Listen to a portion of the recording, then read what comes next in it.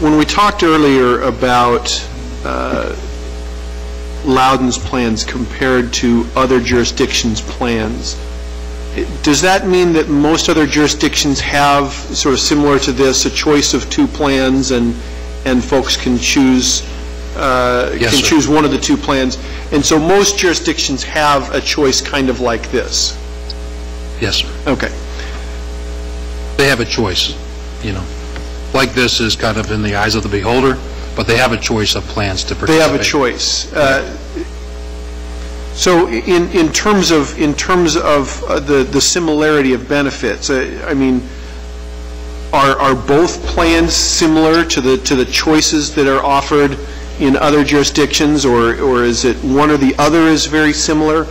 I'm trying to nail this down a little bit because it's a little fuzzy when you say, oh, we're similar, but there's so many variables there because we've got two different plans, you know, with obviously a variety of benefits on each plan, and so I'm just trying to figure out how we fare on, you know, on both plans. Are both plans sort of similar to what other jurisdictions are offering? Well, I'll say first off is this is exactly why we hired a consultant to help us through this process with the RFP, because it is a complicated plan design. Plan designs are complicated, and the benefit themselves have to be measured from one to one.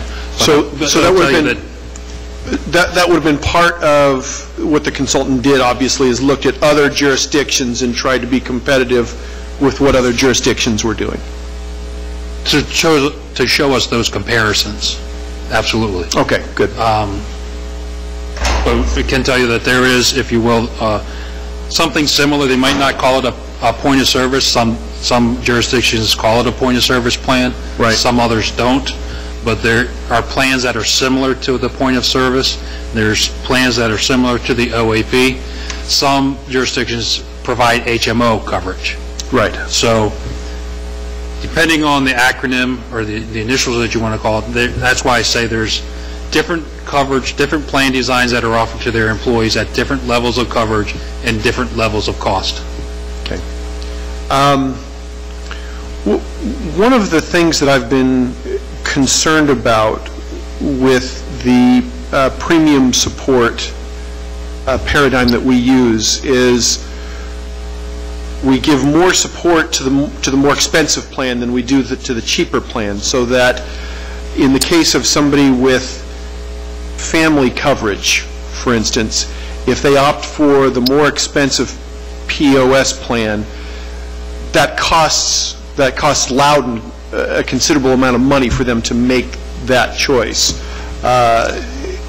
Is that consistent with most jurisdictions? Do they subsidize one plan more than the other plan so that you have sort of that incentive to take the more expensive plan? We looked at the plan that they were basically the point of service, the one that was most popular in their areas, and that's where the comparison that we had made is that while our total premiums are in line, they're very comparable to the areas, that premium sharing, we're at the comparison of the point of service levels. We have to go back and take a look at the deeper look into what are the premium sharing arrangements for the other plans that they have. They may be similar depending on across the board, but they may be different. Right. What percentage of our employees opt for the POS plan as opposed to the OAP plan? 300 About 300 in the reverse. We have about 300 to 400 that participate in the OAP. So the other 7,300 participate in the POS. Okay. I guess my thought there is if I were offering two products and I were pricing the two products and I found out that once I'd priced the two products, 95% of the people opted for one product over the other product, and it was skewed that far, it would make me think that perhaps I had priced my products incorrectly. Have you guys looked at that, the possibility of repricing? If your reference of pricing the product is the premium, we look at the premium to set the premium at a level of what will cover our claims, regardless of the premium sharing. Right. But we're more concerned about I mean, we don't have any control over, I mean, the overall premium, because that's exactly like you said. That's priced based on the. Well, we do, and that's why we've implemented the wellness programs and the other to, if you will. Right. It's not the effect that we see is we have lower claims in the future.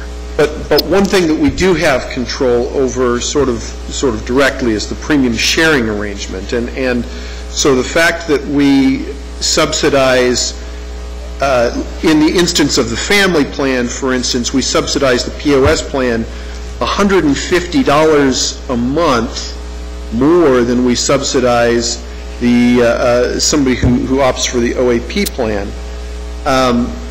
and as a result, we have 95% or more of our employees opt for one plan over the other. It seems like maybe there may be a pricing irregularity there that maybe either one plan is too cheap or the other plan is too expensive, or a combination of both. I would offer that during our initial process in 2005, one of the options that we looked at was an HSA program, which the county implemented and we did not, because during the 2005 process, the RFP process, we had what we referred to as focus groups. We went around the county for both school employees and county employees, and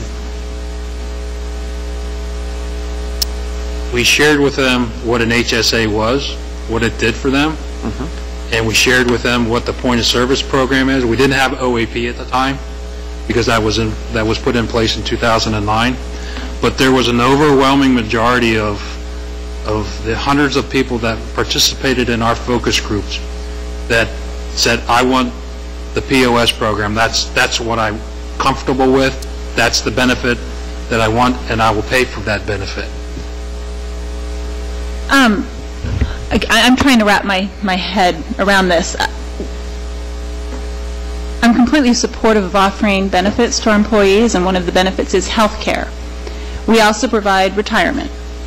But I'm going to offer this analogy and see if this makes sense. If you have someone who has their retirement plans are to, say, retire in Hawaii, so their retirement expenses are going to be higher, but that's their choice. They want to go retire in Hawaii. And then you have someone that wants to go retire in Wyoming, which is beautiful. Been to Wyoming. But a lot less expensive. Would it be fair to offer the person who has plans to retire in Hawaii a greater share than those who are offering to retire in Wyoming? And it seems to be, if I'm understanding what Mr. Fox is trying to get at, it seems to be similar. I understand there were more people that wanted the POS. Probably more people would want to retire in Hawaii. But to say that we're going to give them more towards that desire for that better program, that's where I see the inconsistency, and I'm just curious if there's a benefit to that or why we're doing that. Because offering health benefits, good, but to determine whether or not to decide to give more to one group because they want greater benefits. I mean, if they want the greater benefits with the POS and they stated that they're willing to pay more, that's fine. But why are the taxpayers paying more for them to get that better benefit? I guess is my question. That's why we're going through this process, to see how that premium sharing arrangement will work out. Right. Because. And I'm not accusing. I'm trying to see if I'm not seeing something of a benefit. I'm just trying to look at it from all points of view. I understand. So. Because as far as the Wyoming version is that everybody gets the Virginia version as far as the health care that they get. The health care that is provided through Cigna, Medco, Delta, Davis is the Virginia version. Well, because who pays for it is kind of what we're talking about. And right, but all Ms. Turgeon is saying is the taxpayers are paying more for somebody to decide they want the premium health care. And that, number one, I think in a lot of cases that the way that we're sort of incentivizing people to take the more expensive plan as opposed to the less expensive plan, number one, isn't even in a lot of our employees' best interest. I think a lot of employees, if we leveled out the premium sharing arrangement between the two, so that from Loudoun's perspective, it didn't matter. So that we have, if we're paying $1,200 a month for this plan, then we're paying $1,200 a month for this plan. If we did that, I think in a lot of cases, it would actually save the employees considerable money if they didn't have that sort of bizarre incentive to pick the plan that costs taxpayers more. And number two, so number one, it may save the employee money, and number two, it would certainly save the taxpayer money. And so I'm just trying to figure out, the reason why I asked the question about other jurisdictions is I'm just trying to figure out how this came about, what the decision-making process was to incentivize one more than a considerable amount more than the other. Well, at one point, because if we're missing something that happened during a deliberative process, we want to know about it so that we're not going over the same thing again. Is this where we? Right. Back during one of these RFP processes, when we embarked on this process with the county, that's where the premium sharing, we made it more like the county's premium sharing arrangement. Yeah, they don't know anything over there. I'm sorry? I said they don't know anything over there. We don't. Just kidding. Just kidding. But that's how it evolved to this premium sharing arrangement. Okay, and that was before your time, before my time, because what we're looking at, we concentrate on paying the claims and the premium, and the premium sharing, like alluded to earlier, that is basically used as a recruiting tool as well. You mentioned the HSA plans. What if we were to offer a third level of service and have an HSA plan that was, obviously even more, more affordable in terms of, premiums and so forth. From a financial, from a cost to Loudoun County, how much would it cost us to offer a third plan, even assuming that not very many people are going to use it? You'll have a few people who are really young and healthy, and they want to take the cheaper plan because they want more money in their paycheck. What does it cost us to have that third option available, even assuming that it will be underutilized? Cost to the school system to implement it? Yeah, what does it cost us just to say, okay, from now on we're going to have a third option. We're going to have an HSA option as well. Does it cost us a great deal to have a third option available, It will cost the plan in lost revenue because there will be less premiums collected, because we still have the benefit of having those employees as part of our risk pool, which is a big factor, and we have 17,000 people in that risk pool. So we wouldn't lose that disadvantage, but we would lose the revenue that's generated because there would be a lower premium that these individuals be paying, because some of the premium that they're saving will have to go towards their medical expenses. Right, but we're paying a lot. I mean, the Loudoun's share of the premium is a lot. So yeah, we'd lose the revenue from that, but we'd also be saving a considerable amount, wouldn't we, by not paying out That would be the fine line, because you want it to be a minimum cost neutral. Yes. Because you'd have that, basically, it doesn't really save money to the plan, it'll save money on the employer, shift it to the employee, because that's what the HSA does. There's certain levels of, certain thresholds where the employee has to be responsible for their own medical care. So it's shifting the cost of the medical care to the employee from the employer. Right. Yeah, I understand that, and also the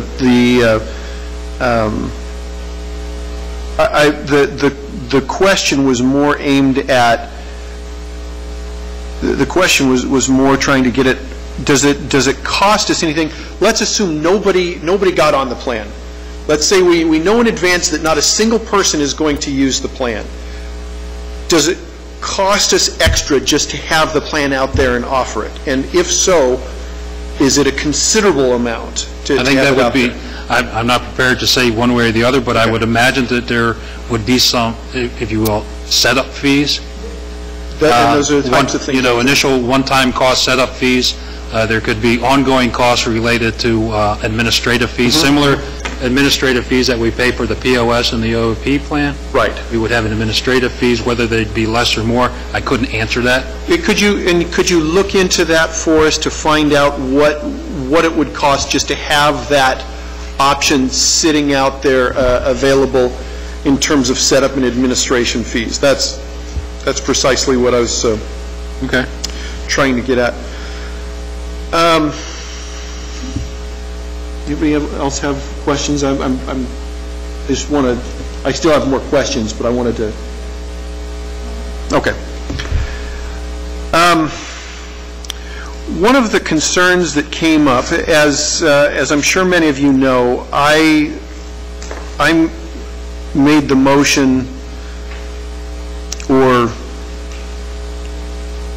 started the motion to change the fee sharing, the premium sharing arrangement during last season's budget cycle. And one of the concerns that I heard from some people is they felt like there was certain things that were covered on the OAP plan, on the POS plan, that would not be covered at all on the OAP plan, things that there was no coverage at all on the OAP plan. To your knowledge, and I understand I'm kind of delving into that area that we wanted the Cigna people to, but to your knowledge, is there anything specifically that is not covered under the OAP plan, where there's no coverage at all under the OAP plan that is covered under the POS plan? There are a few items that are not covered under OEP that are covered under POS. I don't know what they are offhand, but there are some differences in the coverage levels, and they would get into the areas of vitro fertilization is one that's covered under POS, and there's some variations of that. Mental health, and the network is not the same. The network is not the same. So there are fewer, there are folks that take the POS that don't take the OAP. Do we have... Vice versa. And vice versa. Okay. They have about the same penetration in the 90s, but they're a different set of doctors and medical facilities. Okay, so the small percentage that don't take it, they're not necessarily overlapping. Right, because they have to sign up for both. You have to sign up for POS, and you have to sign up, the doctor has to sign up for POS and OAP. They may choose, based upon their agreements with Cigna, they may choose one and not the other. Okay.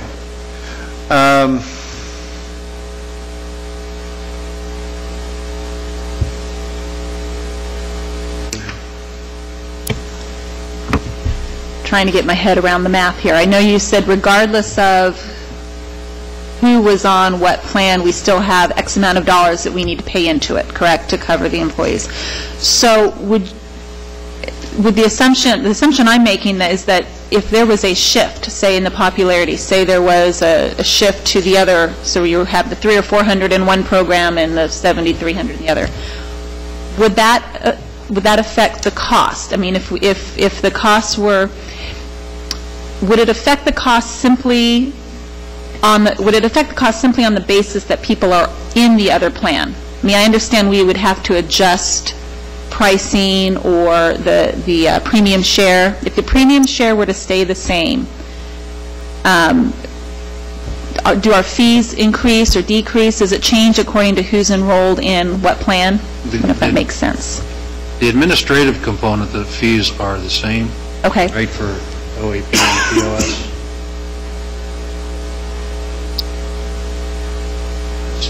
There would be some cost to the OAP administrative fees, and as far as the claims themselves, their cost to the plan in its entirety, there's a potential, if you have that much of a shift gone completely opposite of what it is today, there could be potential impact to cost to the plan itself in total, and then you'd have to decide how that's going to be paid for.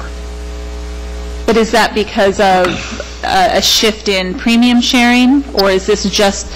Regardless of premium sharing, it's just setting the premium to cover the cost. Regardless of who pays for it, there could be an impact to the plan itself as a whole of what the claims expenses would be under that particular scenario. Would that be just during that shift, or is would that be something ongoing? That would be perpetuated until that participation shifts significantly, because at that point in time, then we would have to project that type of participation into the future and to anticipate what, based upon the premium sharing, then we'd have to back that into and calculate what the board share would be, the school board share would be, as opposed to the employer share compared to the employee. But just as far as total plan costs, we take that out and reset the base, if you will, and project it out in that manner of the opposite participation. So even if, keep it very simple, $1 million was coming in premiums and what the board is paying and the employee is paying, if it's $1 million with the split now or $1 million the split opposite, you're saying it would still cost more because more people are on the... The cost would be different. I don't know whether it would be more or less. Okay. But I'm saying it would be different because the contract arrangements would have between to be... the medical providers and Cigna are different under OAP and POS. Okay. With that large scale of a change, there's a potential for, there probably will be a difference. Whether that's more or less, I couldn't tell you. We'd have to get Cigna and others involved to make those projections. But I will tell you, with that large of a shift, there is a potential for change as far as cost of the plan itself. And I'm not saying there would be, I'm just, But there was a mention that the administrative costs for the OAP plan is more. Can we get a breakdown of what the administrative costs are for each, the OAP and the POS, just for comparison? Yes. Thank you. A couple more questions. With the Cigna POS plan, we have, there are certain sort of wellness type, preventative type things that are free of charge. Is that correct? Where the folks can go in and get certain preventative care. Free of charge in what sense? Well, that there's no copay. Correct. Is that, does the OAP plan have those same types of preventative? Okay, so that was one thing I was concerned about, is we've talked about the cost benefits of sort of this wellness approach to health care. And so I wanted to make sure that if we were trying to steer folks through a different premium arrangement to the OAP plan, that we weren't losing out on some of those wellness benefits that we're realizing. The copays are very similar. I mean, as far as the more common ones, some of them are going to be driven by healthcare reform as well. Right, and the regardless of plan type, they'll have to be provided. And deductibles and co-insurances don't apply to those types of, okay.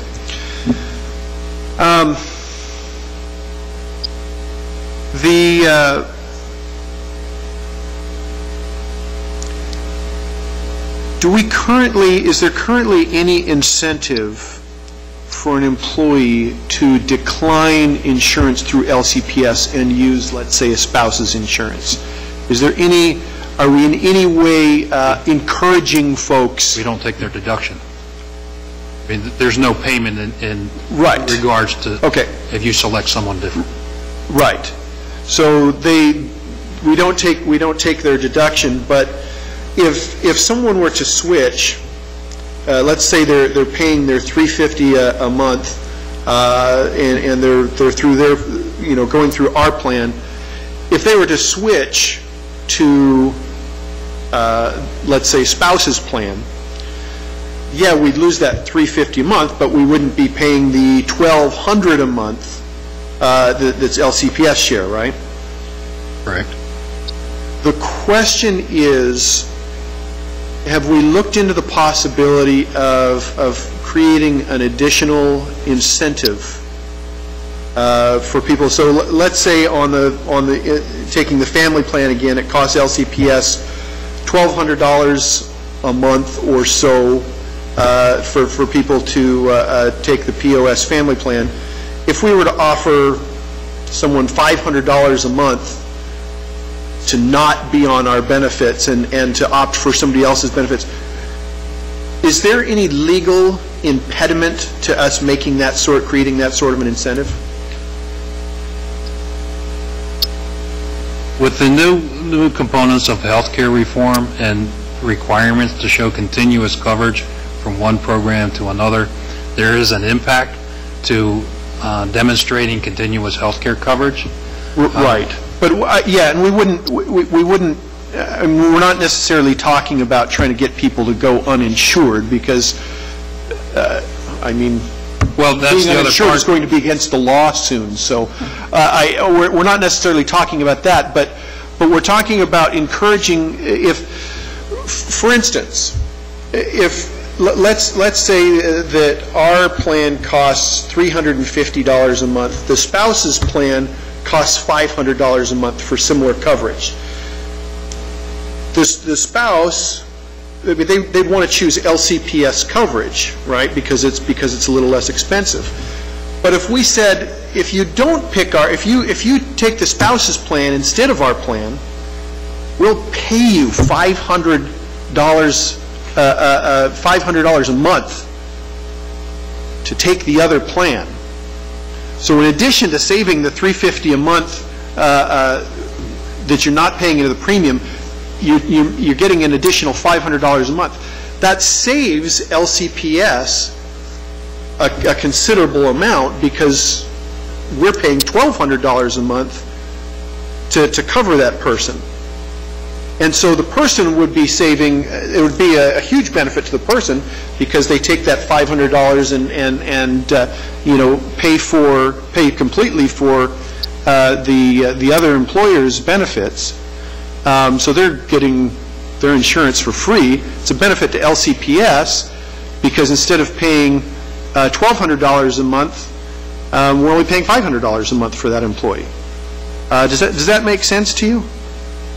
We looked at the concept of spousal coverage a few months back during your budget deliberations. There was a request through the school board of supervisors joint committee that there was a review of spousal coverage, I believe it was referred to.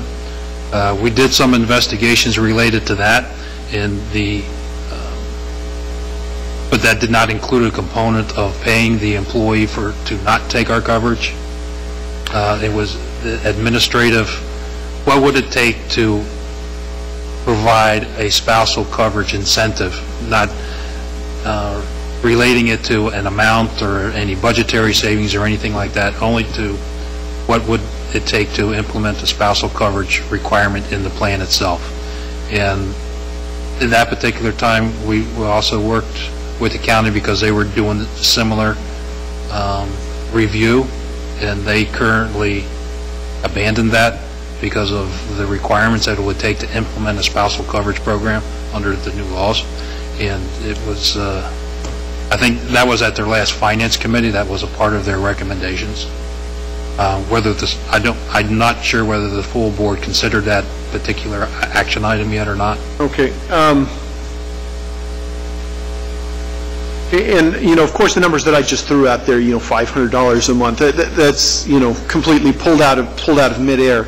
And since we already have a considerable number of employees who are not availing themselves of the coverage, we would have to consider that, and we'd have to kind of, I mean, it would take a considerable amount of sort of research to figure out, well, what would be the amount of the incentive that we could offer that would Well, first off, just to use the even $100, you're going to pay. It's going to cost something at the very beginning because there's 2,000 people that don't elect our coverage. So 2,000 people times $100 is going to cost you that much initially. Yeah, I get that, but there's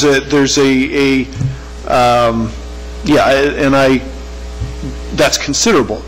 But the possible savings on the other side are also considerable. If we did, you know, maybe a survey and figured out how many people have alternate coverage and you know, what would it take, you know, and I don't want to make it sound like a bribe, but what type of incentive, you know, would it take for you to take your spouse's coverage instead of our coverage? We did a survey a while back, right, related to that, and we had, because a lot of this calculation is done already by the employee, that they know what it costs for, if you will, for the spousal plan as opposed to the Loudoun County Schools plan. Mm-hmm. So they've made that decision based upon what they know now.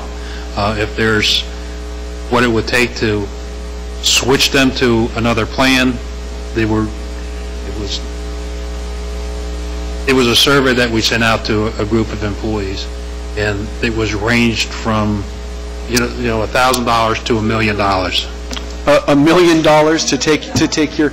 But that was annually, so that would work out. So that's realistic. So go ahead. I mean, I share that because those are the types of responses that we receive for this particular survey. Sure. That may be reasonable to be absurd. Well, I know probably maybe 10 years back, and this probably was when the county and the schools were joined in their insurance plans, I'm assuming. I was a county employee. My husband was a Loudoun County public school employee, and there was that type of incentive. It was, I think it was $100 a paycheck maybe, or? I think $100 a month for the county, and they've since discontinued that option. Right, because, and I'm assuming the reason that's discontinued is because it's not joined together. It didn't have anything to do with, it wasn't what we're talking about here. It wasn't the spousal, was that just for those? No, they offered an option, a subsidy for not taking the health insurance program. They discontinued that option. More recently, we offer a plan where spouses covered under the Loudoun County Schools plan, they get a benefit of paying to single premium. I'm aware of that. They have experience in that section. They have availed themselves of that. But because the county discontinued that, we can no longer offer that with spouses that work for the county and the schools. Right, but what I'm saying, that was an arrangement between the two entities. That was something different than spousal coverage, say, outside of, you know, if they worked for IBM. Was that something? They did, so that was an opt-out. That was the opt-out, the $100 a month. Okay. Well, I'm just curious if they brought in any of that experience into what if you're aware of, if that was something that they discussed at the finance committee at the county level, if they looked at that, because there had to have been a reason that they discontinued that. I was just wondering if you were aware. I don't recall that from their write-up, as I don't believe they addressed the spousal coverage or opt-out incentives from related to Loudoun County Schools employees versus Loudoun County government. Well, it seems to me that as health care costs rise, as it gets more and more expensive, it becomes more and more feasible and attractive to offer sort of an incentivized opt-out, right? To try and the more expensive health care becomes both for the employees and for us. The more expensive it becomes, the more of a sort of a financially the more financial sense it makes to try and get people to not be on our insurance if they have another insurance available, right? I don't necessarily agree with that personally. I believe that what is incumbent upon us is to provide health care for our employees at a reasonable rate, a reasonable cost to them. But if they have health care coverage available through another source, we're not talking about cutting anybody off. We're not talking about, and we're not even talking about forcing people to take their spouse's coverage. What we're talking about is incentivizing. And I mean, I'm not talking about, whether or not it's our responsibility to provide health care. I'm not really talking about it from a social justice perspective. I'm really talking about it more from a dollars and cents perspective. If we could figure out a level to that where we save money by providing incentive to people to use a different option for their health care.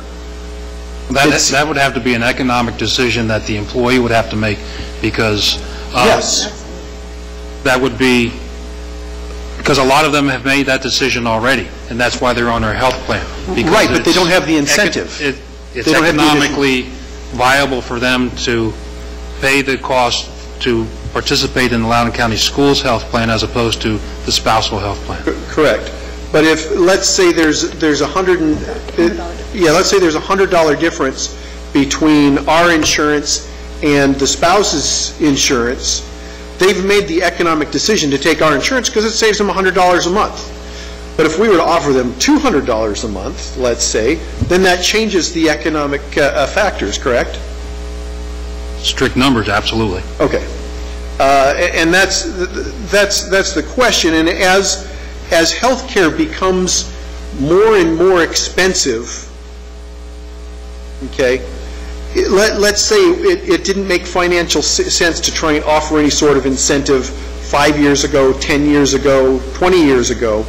As health care becomes more and more expensive, it becomes more feasible to try and offer those types of incentives because of the sheer mass that it saves us, because we're spending $1,000 a month, $1,200 a month, who knows what it's going to be in 5 years, $1,500 a month.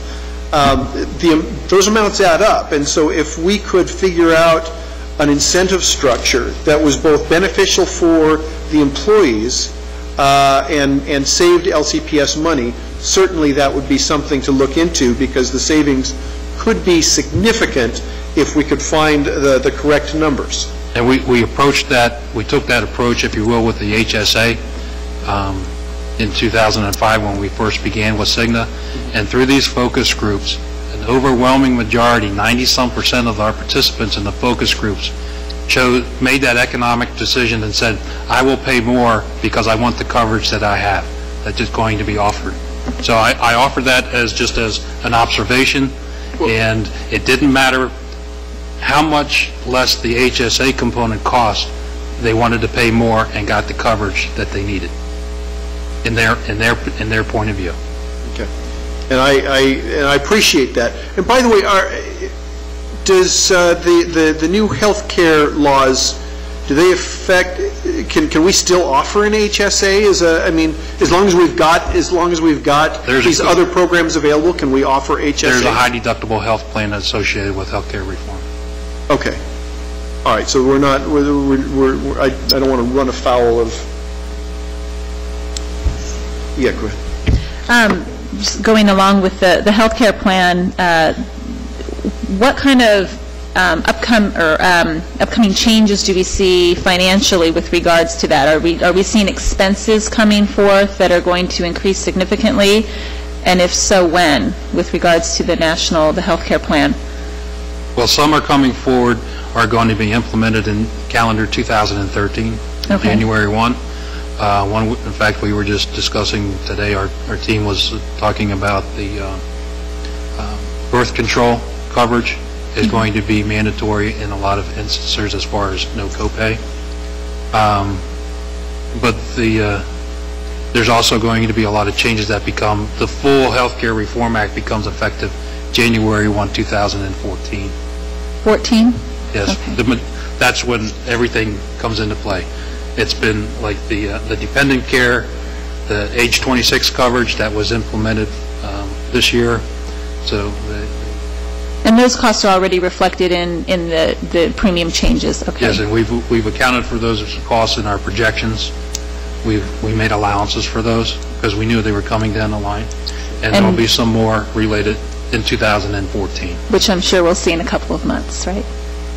I mean, will those be outlined in the, will they be outlined, can I make a request to have those outlined in the budget just so that we know where those premium changes are coming from? If, the premium changes that are associated with the federal program, just so that we can get a grasp as to where the increase is, because I know there were a lot of questions about the increase this past year, and I didn't think at the time that it was associated with the healthcare program, and, it might help the constituents to understand where those increases are coming from. And, like most of our budget, or much of our budget, it's a lot of mandates. The good thing about healthcare reform, if you will, is that a lot of the changes are already included in our plan related to zero copays, especially for the well care, preventive care. We already have copays at zero as required, so the impact could be minimal. Okay. And I say minimal, could be a few $100,000, but out of a $100 million program, that's relatively minimal, but it will impact the expenses for the program. Okay. Well, it'd just be good to know where it's coming from. We can identify the changes as they'll come through that would be effective, and know that those changes, whatever the impact, would be built into the projections for the 2014 plan year. I have a question going back to the incentive. Given the sheer number of people that we cover insurance-wise, I assume we have a negotiating power due to that with Cigna, that gives us strength when we go to the negotiation. Yes, because for premiums. Because of so could we then incentivize ourselves out of our negotiating power if we incentivized enough employees to not use our insurance? That's a potential. I mean, you certainly would have that potential, but because that's why I referred to that would decrease our risk pool, right, and decrease the premiums that are generated to the plan itself. That's certainly a potential impact.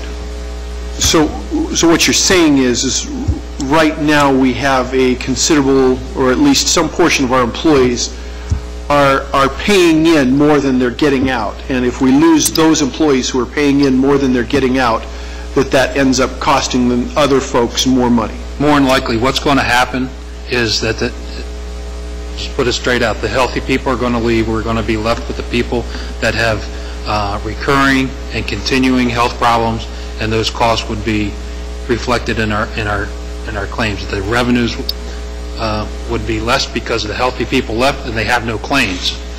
We would retain the ill patients, the recurring health issue patients, employees, and those costs would stay, so we'd have to up the premiums to help cover those claims. When we're talking about a situation of just encouraging folks to jump from one insurance plan to another insurance plan, though, would it necessarily just be the healthy people that we'd be losing? I mean, because if we've made it so that it just makes more financial sense for them to take their spouse's plan as opposed to our plan. When you say a health plan, you say a health plan outside of Loudoun County Schools?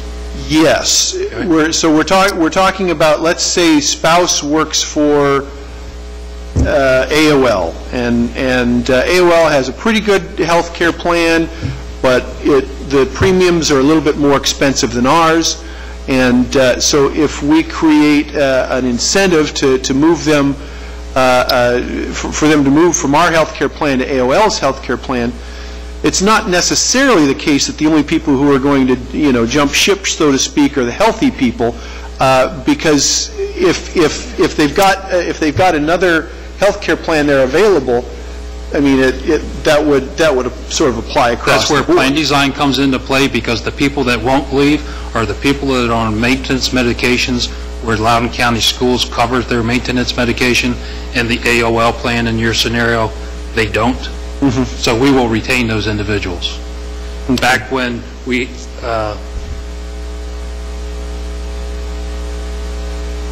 the thought was that even if we did an HSA program at the beginning, or if we offered HMOs, I've seen this in prior experiences where there was multiple HMOs provided along with an indemnity plan, a point of service, if you will. The younger, healthier employees migrated to the HMOs because they were cheaper and they knew they weren't going to go to the doctors as often as someone that was more mature or had health issues. So as they got older, they migrated to the point of service or the indemnity plan, because that's where the more comprehensive coverage is. And that's the unknown. When you offer an incentive, that's going to be the unknown. The financial incentive, yes, add the numbers, as opposed to there's a $100 difference, and if you pay them $200, yes, economically, they'll get $100 extra every month. But will that be enough to cover the added cost out of pocket to them, because they switched to their spouse's health care plan, and now some of their costs that they never paid for before, now they're having to cover. So right, but yeah, those are the kinds of things. Sure, and they'd have to do I mean, certainly everybody would have to do that own. I mean, there could be some. I mean, I've worked at employers where I looked at the health care plan, and it was $950 a month for family coverage, and so it doesn't. I don't think it would be possible to create a big enough incentive to get folks to move over to a plan like that. But if we have, if they have a spouse has a similar plan, and the premiums are similar, but ours is a little better. So I just think it's something that certainly, I mean, because right now we do have an incentive to affect behavior. We have an incentive. We've got a monetary incentive for people to pick the more expensive health care plan. We are subsidizing. We're throwing $150 a month into the health care plan, so that for people to choose, at least at the family level, for people to choose the more expensive health care coverage. And that in and of itself, this incentive doesn't do us any good. So if we're going to create incentives in the pricing schedules and put incentives in place, let's at least make sure that the outcomes are at least reasonably calculated to be in our favor, as well as in the favor of our employees. Because currently, the incentives that we have in place, create these bizarre disparities in everybody moving to one health care plan.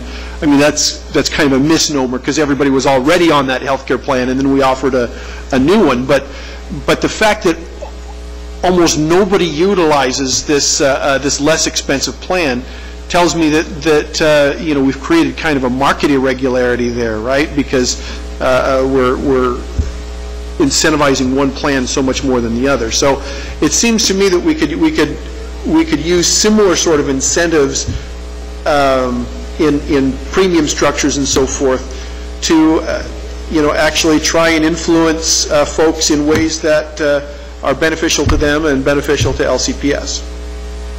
I don't disagree with the financial comparisons of the incentive, as you call it. I would only caution you that as you review the incentives and the financial and the economic impacts of those incentives, it's the unknowns that we don't know about, that the employee is going to have to decide on their own, because they're familiar with what our plan offers, what plan they're considering to switch to.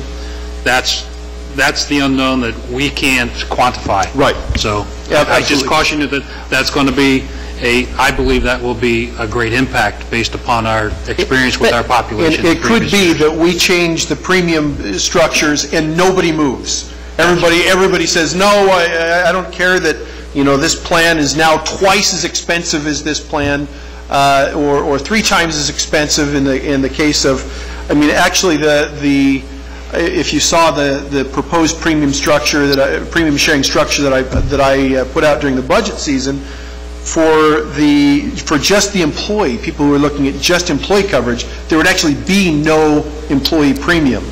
That their share would be covered 100%. So it's possible that even though we do that, nobody moves over. I think that's unlikely.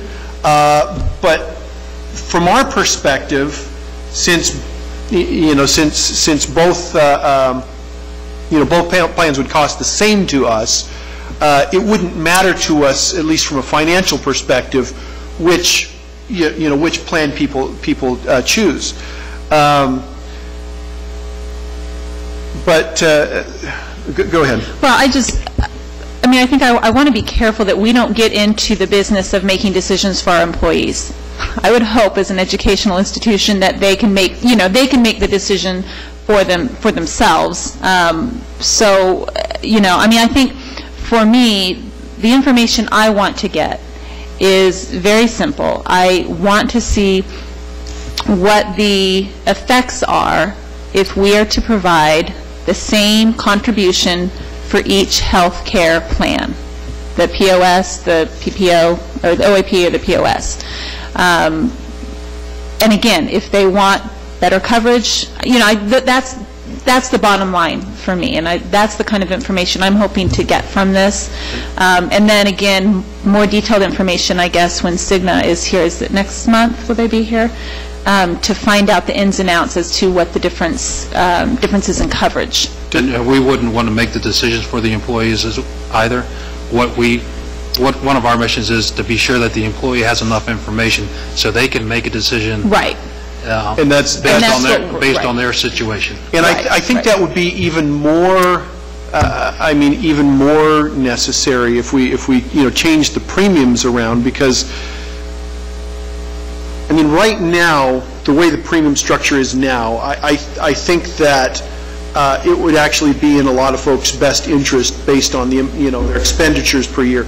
It would actually be in a lot of people's best interest to move to the OAP plan as it stands now. If we change the premium sharing arrangement so that the subsidies are equaled out, I think it'll be even more essential that folks really understand the ramifications of each plan, look at potential cost savings, potential costs and cost savings with both plans. And given the fact that we've got very knowledgeable staff, and I know for a fact, because I've sat across the table from you as you've explained the benefits plans, that is a part of the process. But I think that would become even more essential. And I think even essential, not just as new employees come in, but we're going to have to, sort of engage in sort of a massive education of our existing employees. Okay, now that we're changing all of the premium sharing arrangements, it's very important for every employee to carefully consider the two plans and the costs and benefits of both plans. I think that would be essential, because what we really want is sort of the maximum benefit for our employees at the least cost to LCPS. That's really what we're after. We want our employees to still feel like they're well taken care of and they have great health care options available at a reasonable price, while at the same time saving the taxpayers money. And that's the object. And I appreciate because one of the things that people have asked me a lot about is the price of the overall premium, not the sharing arrangement, but the overall premium. And so I appreciate you going through that information as to how we arrived at the premiums that we have, the plans that we have, because that, as I'm accountable to the folks who are paying that bill, it's important for me to say, well, this is why we do that. We have to remain competitive with other counties, and actually the rates that we pay are pretty decent. Very, very competitive or better than a lot of other governmental bodies. So I appreciate that as we move forward. By the way, does everybody have a copy of the proposed premium sharing changes that I gave out? I believe it's still on the website, but I'm not positive. Okay. I know it was out on the website for quite a while, as far as your premium sharing proposal that during the budget deliberations. And that, obviously, that's a, if our goal is to try and even out the premiums from LCPS's standpoint, that's obviously just one possible way to do it, but it might be a starting point that we could kind of consider and look at, what would be the ramifications of doing it this way. Does that put our OAP plan or does that put our POS plan drastically out of the competitive range with other jurisdictions? Does it put it more in range, of other jurisdictions?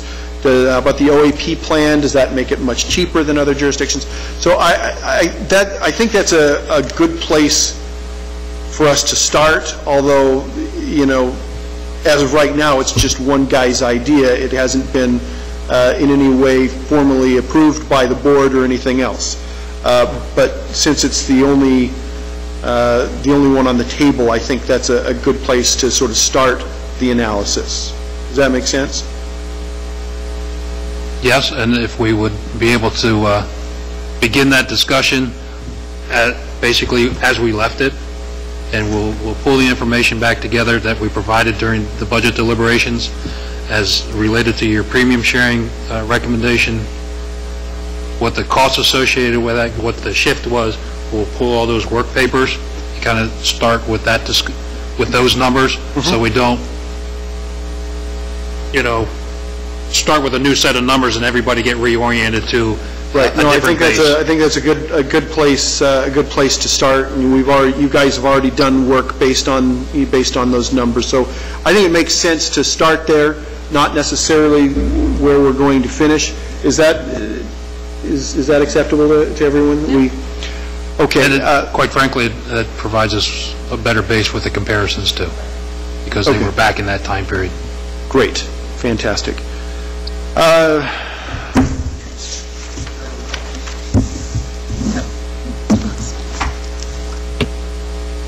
Yes, sir. In this discussion, several times this National Health Reform Act has been mentioned. Is that not a caveat that all of us are uncertain as to the ultimate impact that act is going to, as that is implemented, as you look toward the final implementation in 2014?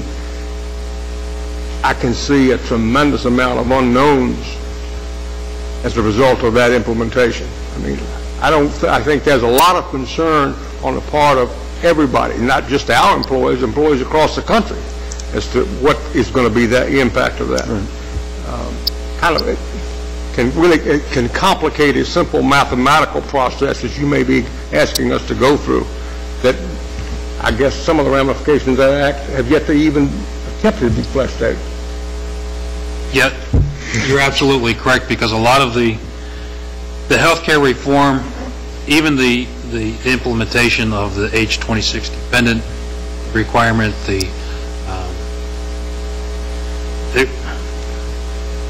they were in discussions, and those implementations were delayed because of the legislation. Congress and their committees were working through the regulations to finalize the regulations. So they were put off and delayed.